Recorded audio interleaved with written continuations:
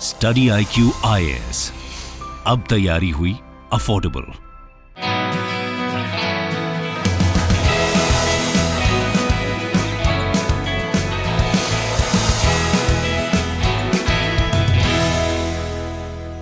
Hello दोस्तों, नमस्कार। स्वागत है आप सभी लोगों का स्टडी IQ IAS पर। आप जुड़ चुके हैं स्टडी IQ IAS चैनल के साथ। मैं शुभम सरधालिया एक और इम्पॉर्टेंट टॉपिक पे बात करने के लिए आपके साथ में जुड़ चुका हूं। दोस्तों, आप चाहें तो सोशल मीडिया के माध्यम से मेरे साथ कनेक्ट कर सकते हैं। इस लेक्चर का PDF आप मेरे टेलीग्राम चैनल पर जाकर के प्राप्त कर पाएंगे।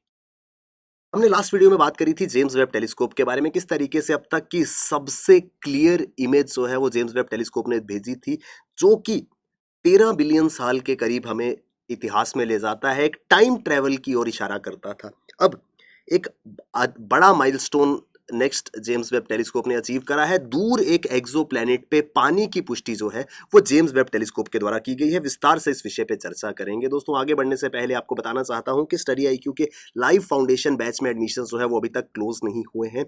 20th जुलाई तक आप एडमिशन जो है वो ले सकते हैं। कुछ ही दिन बाकी हैं, जल्द से जल्द एनरोल कर लीजिए। मॉर्निंग लाइव फाउंडेशन बैच, जहां पर आपको एक्सपर्ट फैकल्टीज द्वारा क्लासेस मिलेंगी। आपकी प्रेपरेशन जो है वो बहुत बेहतर तरीके से हो पाएगी।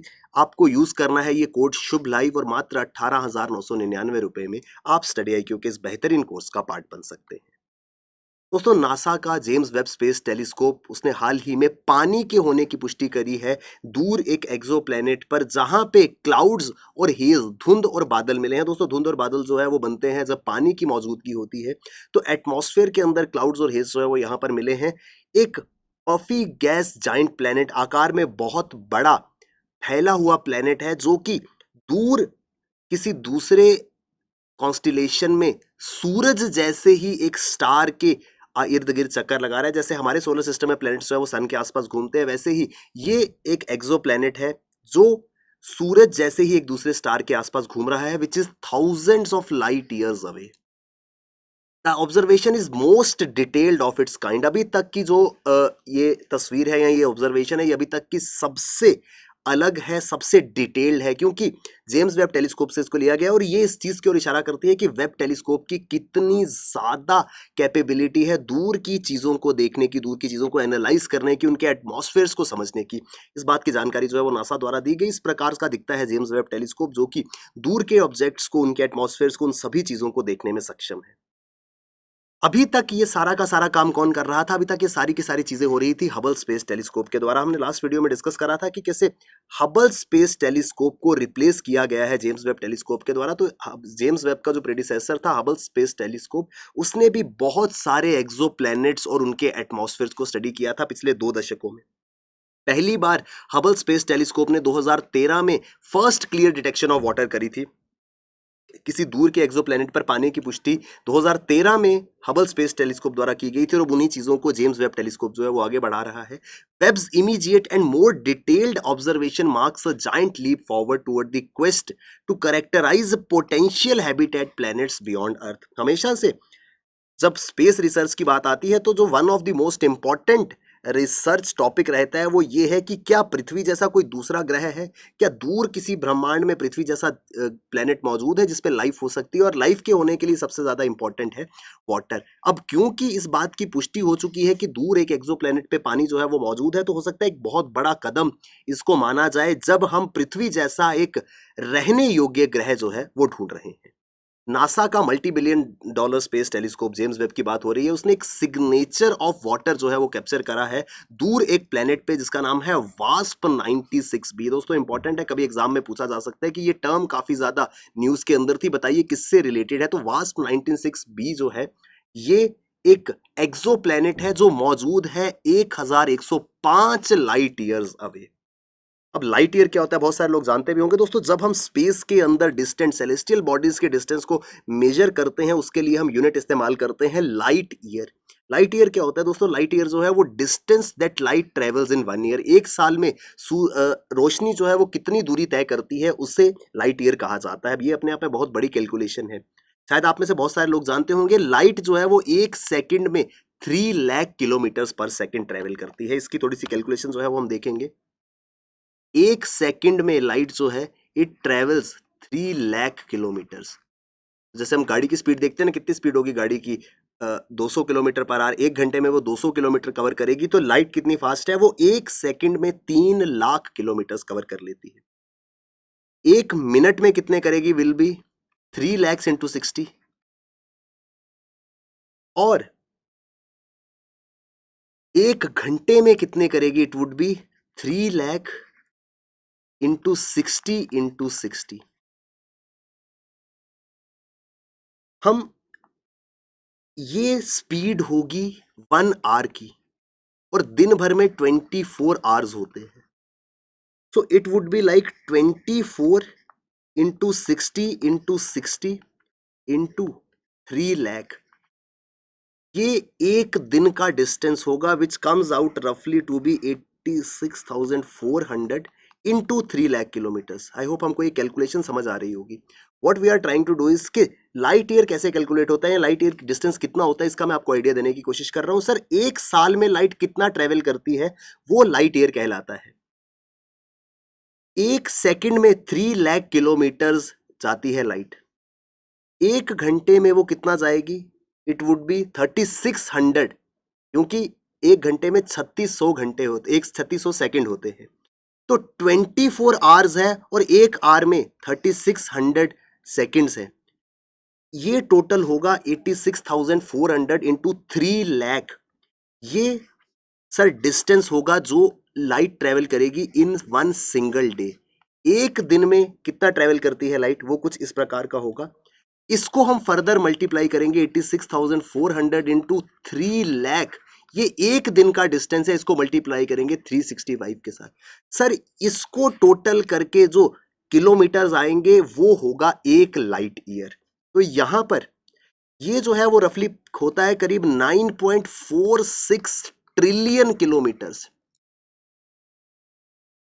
एक साल में 1 लाइट ईयर जो है वो कितना डिस्टेंस है, इट इज 9.46 ट्रिलियन किलोमीटर। याद रखना है, इतना दूर होता है 1 लाइट ईयर। और ये एक्सोप्लैनेट पृथ्वी से कितना दूर है, ये 1150 लाइट ईयर दूर है, यानी कि इसका डिस्टेंस कितना होगा, 1150 इंटू 9.46 ट्रिलियन किलोमीटर। सर, इतनी दूरी पर एक एक्सोप्लैनेट मौजूद था, जहां से ऑब्जर्वेशन की गई जेम्स वेब टेलीस्कोप द्वारा कि उसके एटमॉस्फेयर में क्लाउड्स हैं और हेज है। इसे कहा जाता है क्या, इसका नाम क्या है, वास्प 96b। ये क्या है, एक एक्सोप्लैनेट है। एक्सोप्लैनेट क्या होता है वो हम अभी समझेंगे। एक साल में 9.46 ट्रिलियन किलोमीटर्स लाइट ट्रेवल करती है, और 1146 लाइट ईयर्स जो हैं उतने डिस्टेंस पर मौजूद है ये वास्प 96b। इसके बारे में बात करते हैं। ये one of the confirmed exoplanet है हमारे मिल्की वे के अंदर। 5000 से ज्यादा एक्सोप्लैनेट्स है। अब एक्सोप्लैनेट क्या होगा, सर हम हमेशा से बात करते हैं एक्सोप्लैनेट्स की। हम सोलर सिस्टम की बात करते हैं। हमारे सोलर सिस्टम में 8 प्लैनेट्स है, Mercury, Venus, Earth, Mars, Jupiter, Saturn, Uranus, Neptune. ये 8 प्लैनेट्स है, ये हमारे सोलर सिस्टम का पार्ट है। इन 8 प्लैनेट्स के अलावा जितने भी प्लैनेट्स हैं वो एक्सोप्लैनेट कहलाते हैं। तो एक किसी दूसरे कॉन्स्टिलेशन में, किसी दूसरे स्टार के इर्द गिर्द एक प्लैनेट चक्कर लगा रहा है जो 1150 के करीब लाइट ईयर दूर है हमारे सौर मंडल से। इसका नाम है वास्प 96b, और ये एक्सोप्लैनेट है। एक्सोप्लैनेट आई होप हमें समझ आया होगा। इसके साइज की अगर हम बात करें तो इसका मास जो है वो जुपिटर से कम है, लेकिन इसका डायामीटर जो है वो 1.2 टाइम्स ग्रेटर है, यानी कि जुपिटर से भी ये करीब 1.5 गुना ज्यादा बड़ा है। ये बहुत ज्यादा पफी है, फ्लफी जैसा है। और कोई भी प्लेनेट जो हमारे सूरज के इर्द गिर्द चक्कर लगा रहा है उससे साइज में भी बड़ा है ये वास्प 96b, फ्लफियर भी ज्यादा है, और ये पूरे के पूरे तरीके से गैस से भरा हुआ है। एक्सोप्लैनेट क्या होता है, एक्स्ट्रा सोलर प्लैनेट भी कहते हैं, जो हमारे सोलर सिस्टम के बाहर प्लैनेट्स हैं। हमारे पास 8 प्लैनेट्स हैं सोलर सिस्टम में। ऐसा नहीं है कि सिर्फ यही प्लैनेट्स हैं, इसके बाद भी बहुत सारे प्लैनेट्स हैं, वो एक्सोप्लैनेट कहलाते हैं। एक्स्ट्रा सोलर प्लैनेट या एक्सोप्लैनेट की सबसे पहली बार खोज 1992 में हुई थी। More than 4000 are known and about 6000 awaited further confirmation.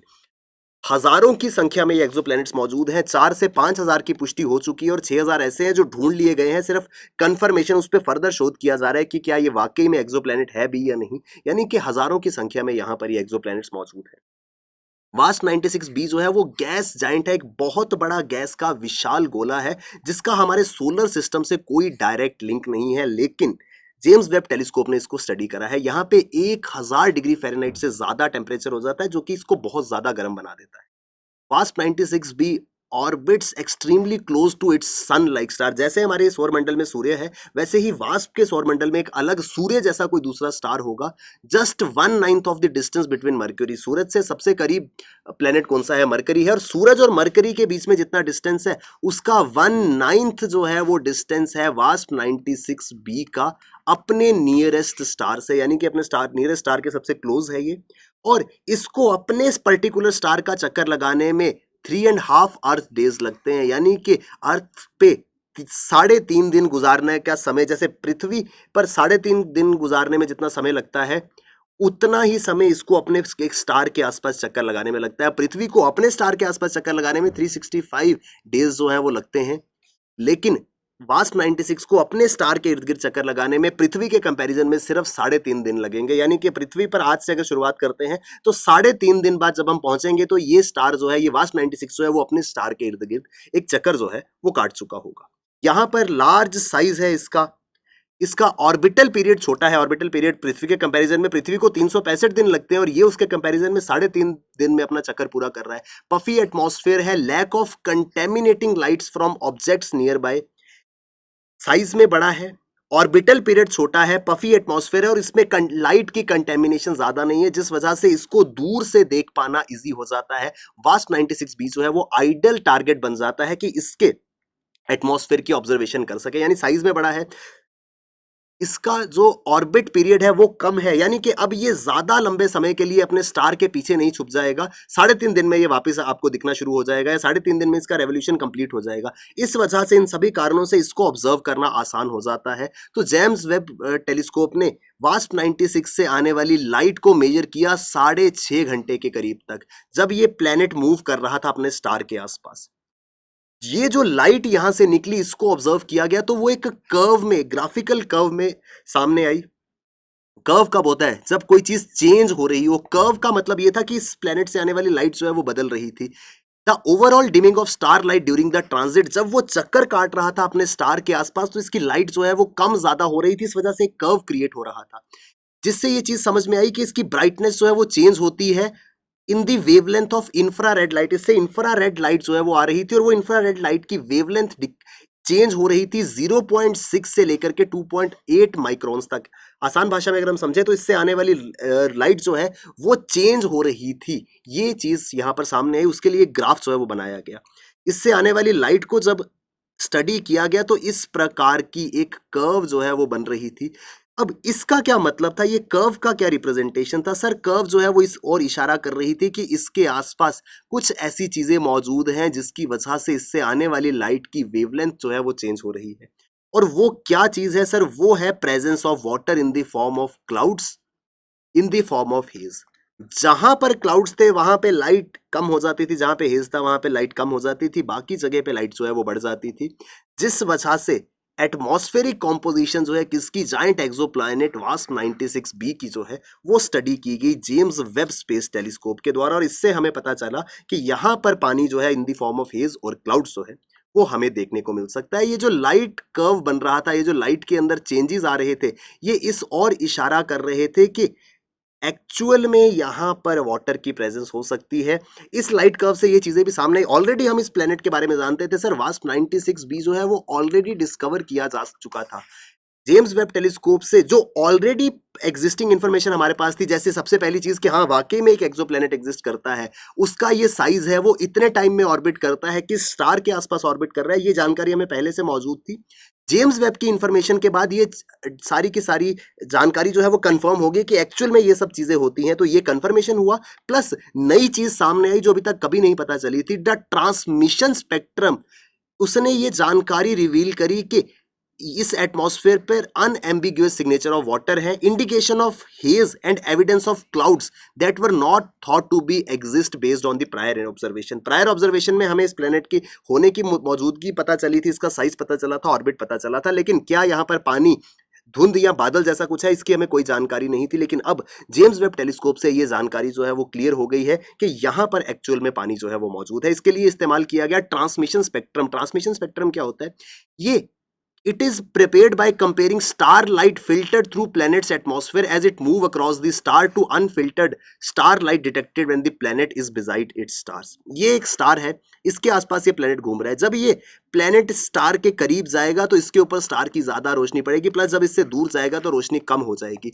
तो दोनों के बीच में कंपैरिजन करके कैसी लाइट यहाँ पर आ रही है, एक कर्व, एक ट्रांसमिशन स्पेक्ट्रम तैयार किया जाता है। ये ट्रांसमिशन स्पेक्ट्रम जो है वो हमें बताता है कि कैसे इसके एटमॉस्फेयर में क्या क्या चीजें हो सकती है, जिस वजह से ये लाइट ट्रांसमिशन जो है वो अपनी वेवलेंथ को चेंज कर रही है। और ये किस वजह से हुआ, ये इस केस में पानी और हेज के होने से ये चेंजेस जो है वो हुए। Researchers are able to detect the measure of abundance of key gases in planet's atmosphere based on the absorption pattern, the location, height of peaks and graphs. सिर्फ पानी की या क्लाउड्स और हेज की पुष्टि ही नहीं हुई है, इस कर्व से, इस एटमॉस्फेरिक पैटर्न से जो ये लाइट का पैटर्न ग्राफ क्रिएट हुआ था, इससे ये भी पता चला कि इसकी लोकेशन कैसी है, यहाँ पे कैसी पीक्स हैं। ये सब चीजें भी जो है वो रिसर्चर्स को इस पर्टिकुलर कर्व, जिस कर्व को हमने यहाँ पर देखा था, इस कर्व की मदद से समझ आई थी। अब इसको कैसे इन डेप्थ स्टडी करते हैं, that's not our point of concern, क्योंकि वो तो ऑलरेडी नासा के रिसर्चर्स जो है वो कर रहे हैं। लेकिन कैसे एक दूर दराज के प्लेनेट में, जिसे एक्सो प्लेनेट कहा जाता है, वहां पर पानी की पुष्टि हुई है, क्या ये पूरा का पूरा टॉपिक है, इसके विषय पे हमें जो है वो बात करनी थी। आई होप हम विस्तार से समझ पाए होंगे दोस्तों। इस तरीके के आर्टिकल्स जो हैं वो स्पेस टेक्नोलॉजी, जो कि साइंस एंड टेक्नोलॉजी का कंपोनेंट है, उसके लिए इंपॉर्टेंट हो जाते हैं। दोस्तों आगे बढ़ने से पहले इंपॉर्टेंट अनाउंसमेंट आपके लिए, 20 जुलाई तक आप एनरोल कर सकते हैं स्टडी आईक्यू के मॉर्निंग लाइफ फाउंडेशन बैच के साथ में, जहां पर एक्सपर्ट फैकल्टी, एक्सपर्ट मेंटर्स की मदद से आप सिविल सर्विसेज की तैयारी कर पाएंगे और बहुत ईजिली इस एग्जाम को क्वालिफाई कर पाएंगे।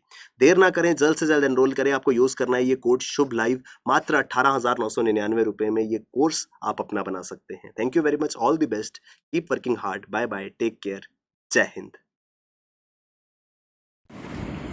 Hello everyone, this is Prem Mishra and I am making this small video just to say thanks to StudyIQ for offering this wonderful course on UPSC Foundation. The best features of this platform, of this course, are first of all its affordable rates, then extensive coverage of all the topics along with doubt resolution in the live class itself. And then the one-to-one mentorship program that is being offered by this platform is one of the best thing that I like the most. So thanks again StudyIQ for making this journey of UPSC a little more smoother and easier and affordable for us. Study IQ IAS, अब तैयारी हुई affordable.